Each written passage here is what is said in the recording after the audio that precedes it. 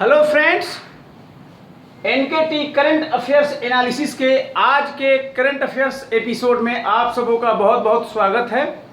आज के एपिसोड में हर दिन की तरह हम एक बड़े करंट अफेयर्स का एनालिसिस करते हैं और सबसे बड़ी खबर आ रही है, सुप्रीम कोर्ट का एक अत्यंत ही महत्वपूर्ण फैसला आया है जस्ट हाल ही के दिनों में और उसका हम एनालिसिस करने जा रहे हैं। बट एनालिसिस करने के पूर्व हमारा आप सबों से निवेदन होगा कि एनालिसिस के अंत में अगर यह डिस्कशन आपको लाइक हो तो आप उसको जरूर लाइक कीजिए। अब आपके कमेंट का सुझाव है, इससे हमारा आत्मबल बढ़ता है और इससे और आगे करने की प्रेरणा होती है। सबसे बड़ा जो डिसीजन है सुप्रीम कोर्ट का आया है वो आया है सिविल अपील नंबर 3609 2002 का ये फैसला सुप्रीम कोर्ट ने दिया है। और सुप्रीम कोर्ट ने जो सबसे बड़ा फैसला दिया है इसमें इसके 5 जजों की ये संविधान पीठ का ये फैसला है। 5 जजेस कॉन्स्टिट्यूशन बेंच ये संविधान पीठ है और इस पर इसके जो हेड जज थे, चीफ जज थे, वो थे जस्टिस अरुण मिश्रा के नेतृत्व में ये संविधान पीठ ने फैसला दिया है। और इस फैसले की जो सबसे बड़ी बात है, उन्होंने कहा है कि नो 100% रिजर्वेशन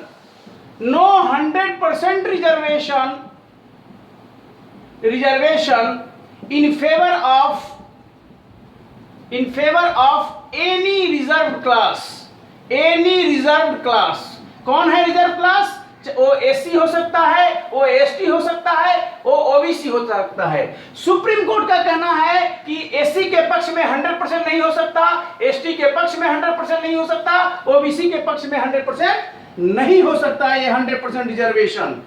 क्योंकि इससे अगर एससी को आप दोगे तो ये इसका हक मारा जाएगा, ओबीसी का हक मारा जाएगा और इवन ओपन कैटेगरी का भी हक मारा जाएगा। ओपन कैटेगरी वो है जिसमें जनरल क्लास के भी लोग शामिल हैं, उसमें एससी के भी लोग शामिल हैं, एसटी के लोग शामिल हैं। ये फैसला आया है और ये क्यों ये फैसला आया है इसको जानना बहुत जरूरी है। क्योंकि ये फैसला आया है क्योंकि सुप्रीम कोर्ट ने कहा था कि जो आउटर लिमिट है, यानी कि रिजर्वेशन का जो मैक्सिमम लिमिट है वो 50% से ज्यादा नहीं हो सकता है। There can not be reservation more than 50%। That is the decision in the famous Indira Sawhney case. आपको पता होगा कि सुप्रीम कोर्ट ने रिजर्वेशन पर सबसे बड़ा फैसला दिया था Indira Sahni SAHWN Indira Sahni versus Union of India. Indira Sahni और भारत संघ मुकदमा 1992 में सुप्रीम कोर्ट के 9 जजों की संविधान पीठ ने यह फैसला दिया था, कॉन्स्टिट्यूशन बेंच था। और यह फैसला 16/11/1992 को आया था, जिसमें सुप्रीम कोर्ट ने कई महत्वपूर्ण बातों के अलावा यह भी कहा था कि total reservation can not be more than 50%। इसी जजमेंट के आलोक में सुप्रीम कोर्ट ने सिविल अपील नंबर 3609 2002 के केस में कहा है कि there can not be 100% reservation in favour of any one particular reserve class, चाहे वो एससी हो, चाहे वो एसटी हो, चाहे वो ओबीसी हो। ये एक महत्वपूर्ण फैसला है और इसके साथ में जो सुप्रीम कोर्ट ने सजेस्ट किया है वो बहुत ही इंपॉर्टेंट बात सुप्रीम कोर्ट ने कही है, जिसका असर आने वाले दिनों पर पड़ेगा कि रिजर्वेशन की दिशा और दशा कैसे निर्धारित होगी। सुप्रीम कोर्ट ने भारत सरकार को सजेस्ट किया है कि अभी तक आप सभी जानते हैं कि केवल ओबीसी में ही क्रीमी लेयर का कांसेप्ट है। क्रीमी लेयर कौन है? क्रीमी लेयर वो है जो कि मलाईदार परत है, यानी कि ओबीसी का वह वर्ग जो अत्यंत ही संपन्न है, काफी वो अमीर वर्ग है और बड़े बड़े पदों पर है। ऐसे वर्ग को रिजर्वेशन नहीं मिलता। Creamy layer of OBC is not entitled for reservation, only non creamy layer OBC is entitled for reservation. लेकिन आप ध्यान रखें कि एससी और एसटी में अभी तक क्रीमी लेयर का कोई कॉन्सेप्ट नहीं है। There is no concept of creamy layer as of now. केवल ओबीसी में ही है। अब सुप्रीम कोर्ट ने आज के इस फैसले में कहा है कि सरकार इस बात पर विचार करे कि जो एससी वर्ग है, जो एसटी वर्ग है, उसके भी क्रीमी लेयर को रिजर्वेशन के दायरे से बाहर रखा जाए। एक अत्यंत ही महत्वपूर्ण ये फैसला आया है, इसको बाहर रहिए। क्यों? क्योंकि एससी का जो संपन्न वर्ग है, जो एसटी का संपन्न वर्ग है, वो एससी एसटी के जो इंटाइटल्ड लोग हैं, जिनको रियल में रिजर्वेशन मिल रहा है, नहीं मिल पा रहा है, उनके हकों को संपन्न वर्ग लोग खा रहे हैं, उनके रिजर्वेशन इंटाइटलमेंट को वो लोग डैमेज कर रहे हैं। इस बारे में सुप्रीम कोर्ट ने यह फैसला दिया है। आपको जानना यह जरूरी है कि सुप्रीम कोर्ट ने यह फैसला किस लिए दिया है कि जनवरी 2000 में उस समय जो आंध्र प्रदेश था, एर्स्टवाइल आंध्र प्रदेश के गवर्नर ने एक आदेश निकालकर उसके तहत स्कूल टीचर के वैकेंसी में, स्कूल टीचर का वैकेंसी था, उस स्कूल टीचर के वैकेंसी में एक एसटी कैंडिडेट के पक्ष में 100% रिजर्वेशन दिया था।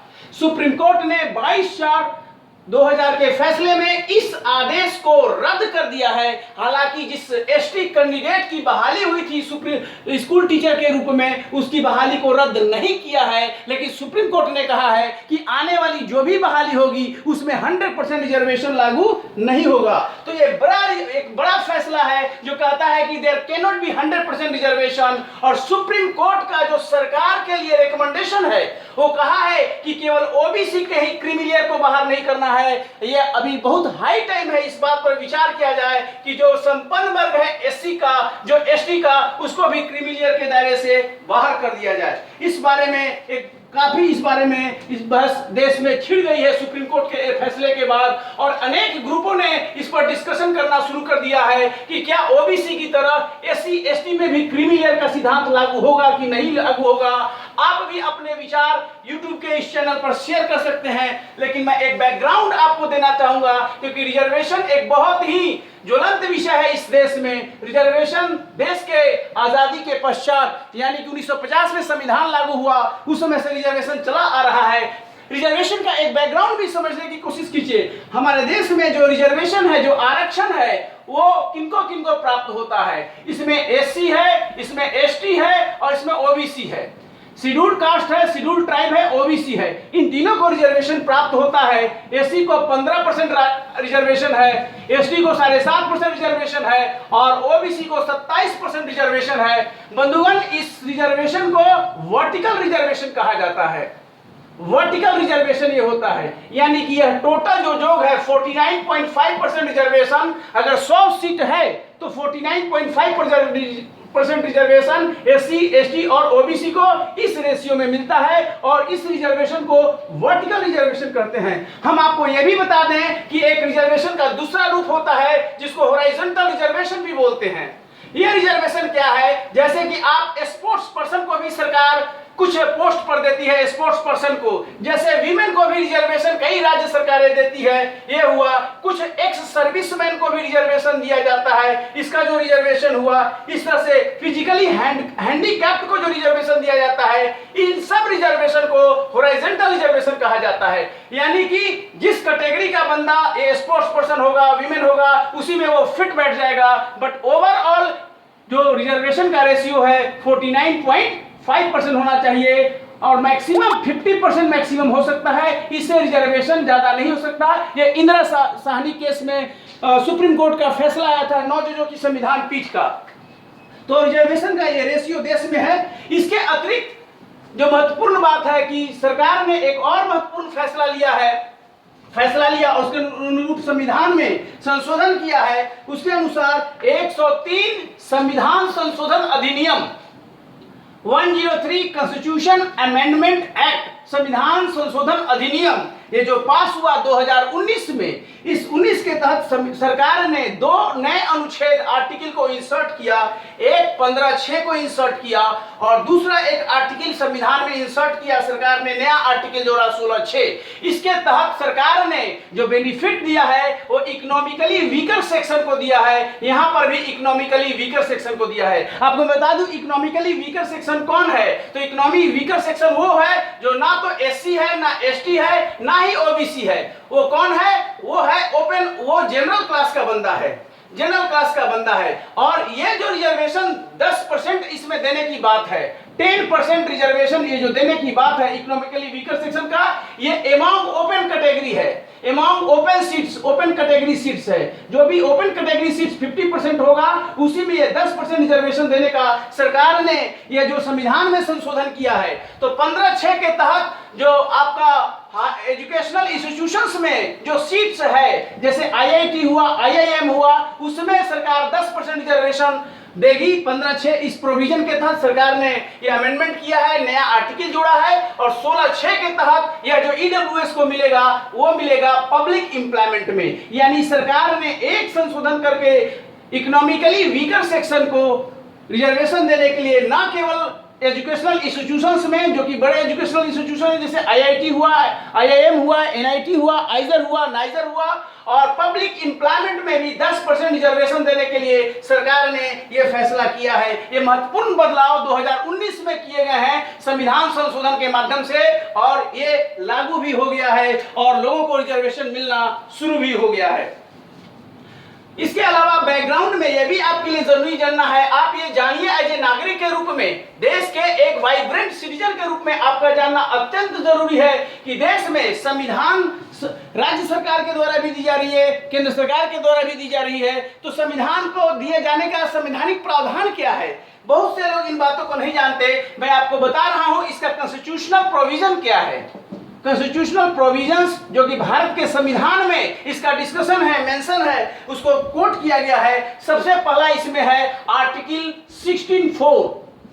आर्टिकल 16(4) ये संविधान का सबसे पहले महत्वपूर्ण प्रावधान है जो रिजर्वेशन दिया जाता है, और यह इनेबलिंग प्रोविजन है, यानी यह प्रधान प्रावधान करता है। Enabling provision for reservation, enabling provision for reservation in favour of backward class of citizen, backward class of citizens, यानी जो समाज का जो बैकवर्ड क्लास है, नागरिकों का जो बैकवर्ड क्लास है, उनके रिजर्वेशन के लिए 16(4) संविधान का अनुच्छेद प्रदान करता है। और ये बैकवर्ड क्लास ऑफ सिटीजन में कौन हो सकते हैं? SC भी हो सकता है, ST भी हो सकता है, OBC भी हो सकता है। लेकिन इसकी एक शर्त है, और वो शर्त यह है कि if this class is not adequately represented in the jobs, represented in services, यानी सर्विसेज में इनको पूरा का पूरा प्रतिनिधित्व नहीं मिला है, तभी इनको रिजर्वेशन मिलेगा। ये संविधान का प्रावधान है। इसके अलावा 16(4) में भी प्रावधान किया गया है। 16(4) का ये तो जनरल प्रोविजन है। 16(4) जो कि कहता है कि रिजर्वेशन दिया जाएगा बैकवर्ड क्लास ऑफ सिटीजन को। इसके अलावा आर्टिकल 16(4)(a) ये भी एक जोड़ा गया है आर्टिकल, यह जोड़ा गया, इंसर्ट किया गया है article wide constitution amendment act. और ये कॉन्स्टिट्यूशन अमेंडमेंट एक्ट 77 था, और इसको ऐड किया गया है 1995 में, और बाद में इसको पुनः अमेंड किया गया है। This provision is further amended wide 85 constitution amendment act that is in 2001। अब ये 4A ओरिजिनल संविधान में नहीं था। 1949 का जो कॉन्स्टिट्यूशन था उसमें ये आर्टिकल नहीं था, इसको जोड़ा गया है 77 कॉन्स्टिट्यूशन अमेंडमेंट एक्ट 1995 में, और बाद में इसमें पुनः अमेंड किया गया है 85 कॉन्स्टिट्यूशन अमेंडमेंट एक्ट 2001 में, and that is done under the provision 368। आपको पता है संविधान में 368 के प्रावधानों के तहत संशोधन किया जा सकता है। और ये क्या प्रावधान है ये भी आप जान लीजिए। तो ये प्रावधान करता है reservation in promotional seats for SC and ST, SC को और ST को। यानी कि एक बार आप जॉब में एंट्री कर गए, एंट्री करना जॉब में कहा जाता है direct recruitment. Direct recruitment, job में आपकी नियुक्ति होती है, ज्वाइनिंग होती है, जॉब में आप इंटर करते हैं, इसको कहते हैं डायरेक्ट रिक्रूटमेंट। इसमें ऑलरेडी SC ST OBC का रिजर्वेशन है। आपको पता है 15% मैंने बताया, 7.5% है ST को, और OBC को 27% है।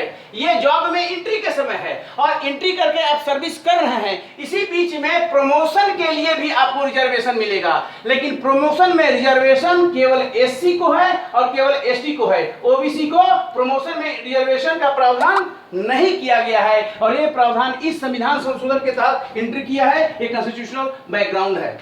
जो इसके अतिरिक्त जो अदर महत्वपूर्ण संविधान के प्रावधान हैं जो कि रिजर्वेशन को डील करते हैं, रिजर्वेशन से संबंधित हैं, उनको भी जानना अत्यंत ही अहम है। और वो है 16(4)(b).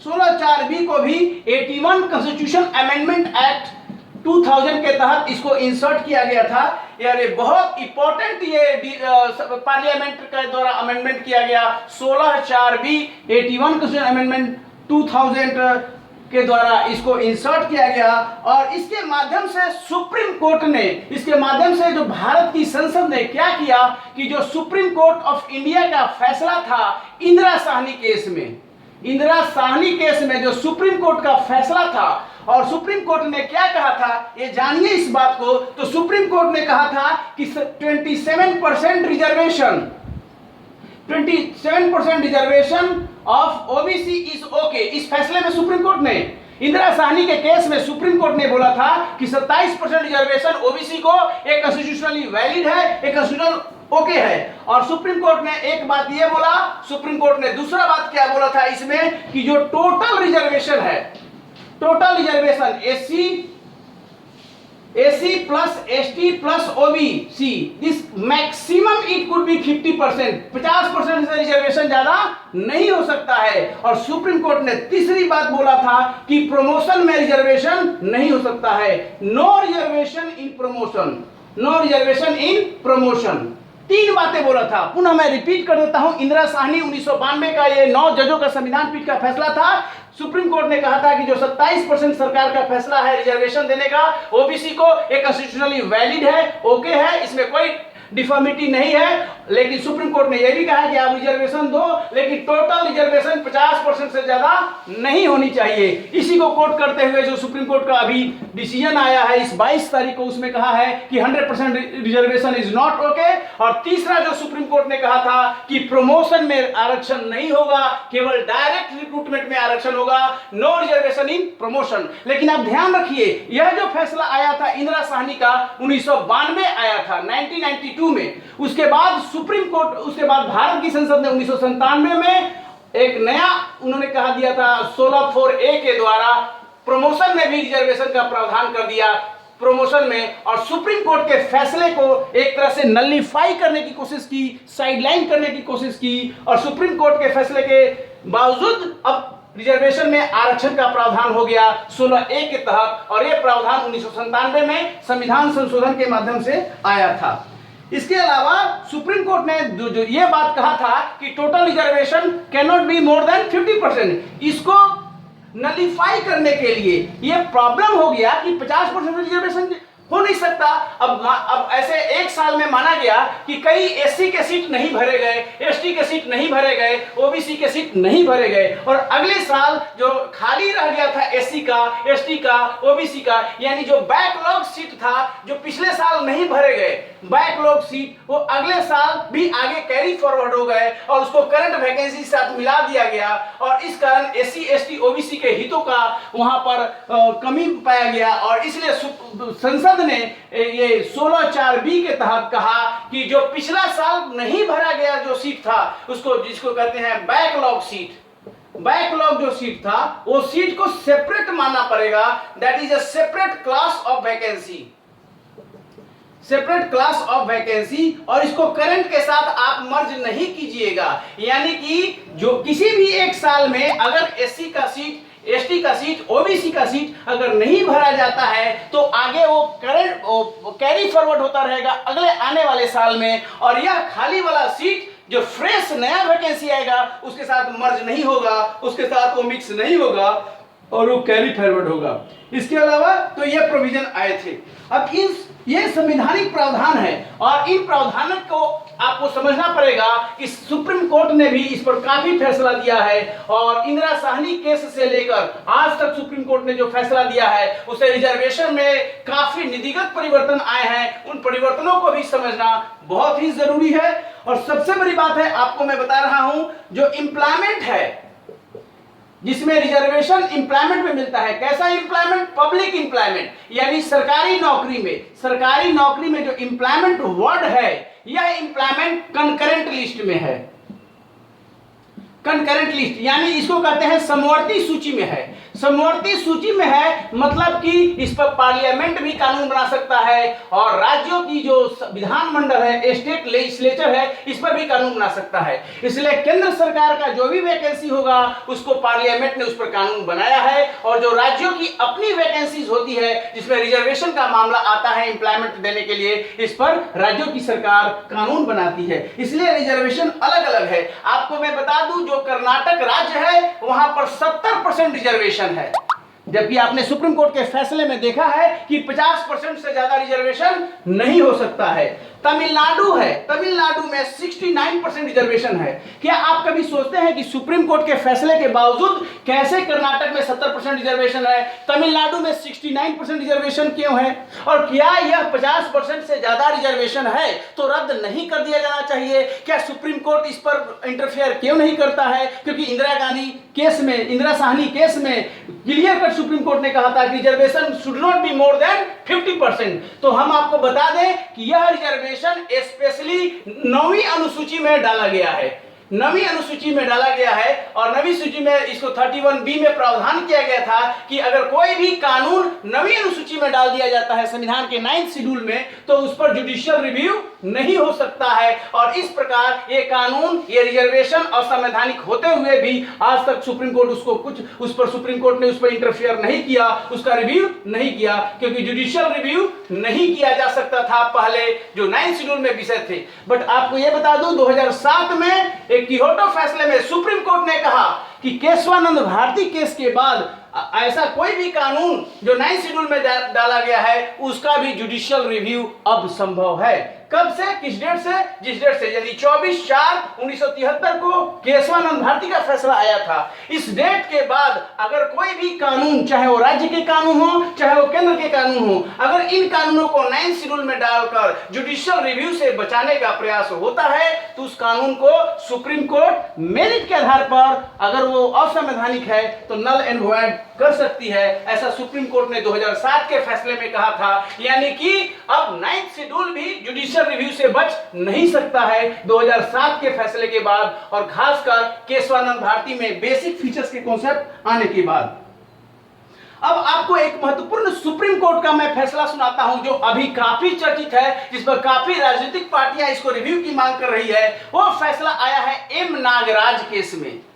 एम नागराज बनाम भारत संघ, यूनियन ऑफ इंडिया, 2006 में ये मामला 2006 का ये सुप्रीम कोर्ट का डिसीजन है, और यह डिसीजन आया था 19/10/2006 में। और ये 5 जजों की संविधान पीठ थी सुप्रीम कोर्ट की जिसने ये फैसला दिया था। कॉन्स्टिट्यूशन बेंच था सुप्रीम कोर्ट का, और इसके हेड थे वाई.के. सुब्रवाल। इस कॉन्स्टिट्यूशन बेंच को उन्होंने लीड किया था, वाई.के. सुब्रवाल, और उन्होंने ये फैसला दिया था और बहुत ही अहम फैसला उन्होंने बोला था। और सबसे पहला इसमें जो डिसीजन दिया था एम नागराज केस में, वो पहला डिसीजन ये था कि state is not bound to provide reservation in promotion, यानी कि रिजर्वेशन इन प्रमोशन ये राज्य का ऑब्लिगेशन नहीं है। रिजर्वेशन इन प्रमोशन सरकार देने के लिए बाध्य नहीं है। सरकार प्रमोशन में रिजर्वेशन दे भी सकती है और नहीं भी दे सकती है, यानी कि यह डिस्क्रिशन है, विवेकाधीन शक्तियां हैं राज्य का, अगर वह प्रमोशन में reservation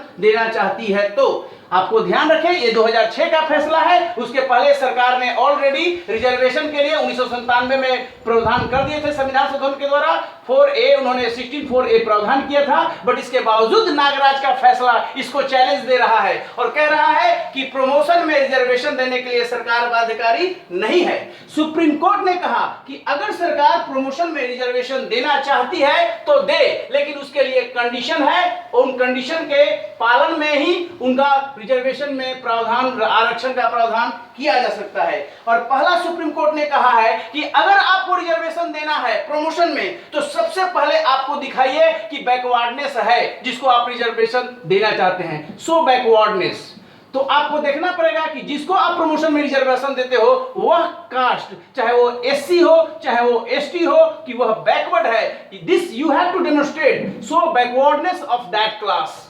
backwardness of that class.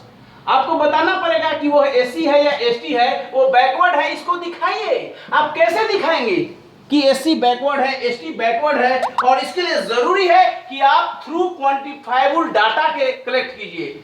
Quantifiable data यानी आपको डाटा कलेक्ट करना पड़ेगा और डाटा के माध्यम से शो करना पड़ेगा कि हाँ जी यह जो एससी है यह एसटी है, बैकवर्ड है, और इसलिए प्रमोशन में रिजर्वेशन एससी एसटी को मिलना चाहिए। पहला कंडीशन तो ये कहा। अब ये डेटा कलेक्शन कितना टफ काम है आपको पता है।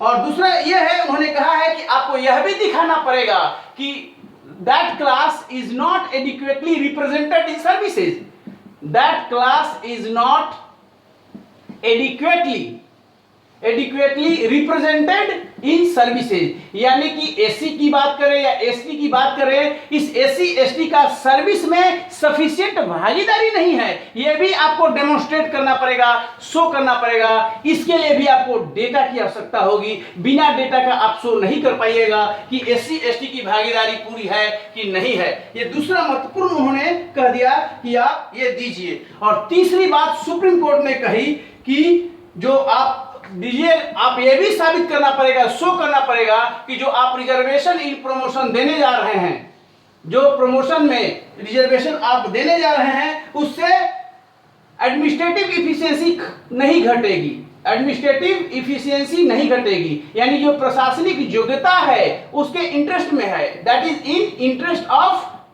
एडमिनिस्ट्रेटिव इफिशिएंसी, यानी जो उससे इफिशिएंसी कम नहीं होने वाली है। इसको भी आपको बताना पड़ेगा कि रिजर्वेशन देने से प्रशासनिक क्षमता बरकरार रहे। और जो चौथी बात है, उन्होंने कहा है कि ठीक है आप रिजर्वेशन एससी एसटी को प्रमोशन में दीजिए, लेकिन जो क्रीमी लेयर है उसको हटाना पड़ेगा। ये बड़ी बात है। ये फैसला मैं नागराज केस का बता रहा हूं आपको, जो कि 2006 केस में आया था, कि जो क्रीमी लेयर है एससी एसटी का उसको आपको रिजर्वेशन से हटाना पड़ेगा, यानी non creamy layer SC ST को ही आप रिजर्वेशन दे सकते हैं। और जो लास्ट इसमें कंडीशन सुप्रीम कोर्ट ने कहा कि आप ठीक है रिजर्वेशन प्रमोशन में रिजर्वेशन दीजिए, पर total reservation in promotion should not exclude 50%, maximum promotion 50% है। 5 फैसला सुप्रीम कोर्ट ने 5 कंडीशन को दिया। यह फैसला एम नागराज केस में था। M Nagaraj versus Union of India में यह फैसला 2006 में संविधान पीठ ने आया था और इस प्रकार था। अब सरकार के लिए चिंता बढ़ गई कि डाटा कहां से कलेक्ट करें। सबसे पहले ने कहा कि बैकवर्डनेस साबित करो कि एससी एसटी बैकवर्ड है तभी रिजर्वेशन देंगे। फिर कहा कि आप ये भी साबित करो कि उनका सर्विस में सफिशिएंट प्रतिनिधित्व नहीं है, इसके लिए भी डेटा है, और डेटा कलेक्शन आसान नहीं होता। सरकार ने सुप्रीम कोर्ट में रिव्यू के लिए डाला कि एम नागराज 2006 के फैसले पर रिव्यू किया जाए, बड़ा बेंच का फैसला किया जाए। और सरकार के फैसले पर सुप्रीम कोर्ट ने विचार किया और यह विचार सुप्रीम कोर्ट का फैसला आया जरनैल सिंह केस में। जरनैल सिंह वर्सेस लक्ष्मी नारायण गुप्ता। लक्ष्मी नारायण गुप्ता में सुप्रीम कोर्ट ने महत्वपूर्ण फैसला दिया, रिव्यू किया नागराज के इन 5 अलग अलग कंडीशंस को रिजर्वेशन देने के लिए। लक्ष्मी नारायण गुप्ता 2018 में यह फैसला आया। क्यों आया यह फैसला? यह फैसला नागराज फैसले पर रिव्यू है।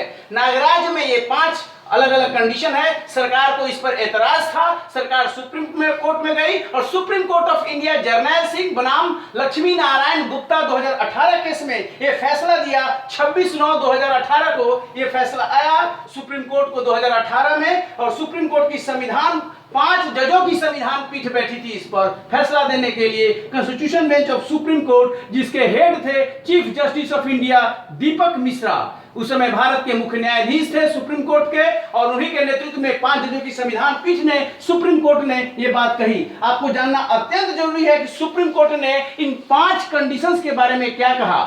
सुप्रीम कोर्ट ने कहा कि यह जो पहला वाला जो क्लॉज है कि बैकवर्डनेस साबित करना पड़ेगा एससी और एसटी का क्वांटिफाइबल डाटा कलेक्ट करके, सुप्रीम कोर्ट ने कहा कि यह इंदिरा साहनी के 9 जजों के बेंच का उल्लंघन है, इसकी आवश्यकता नहीं है। तो ये पहले कंडीशन को सुप्रीम कोर्ट ने रिलैक्स कर दिया, यानी अब वैलिड नहीं रहा।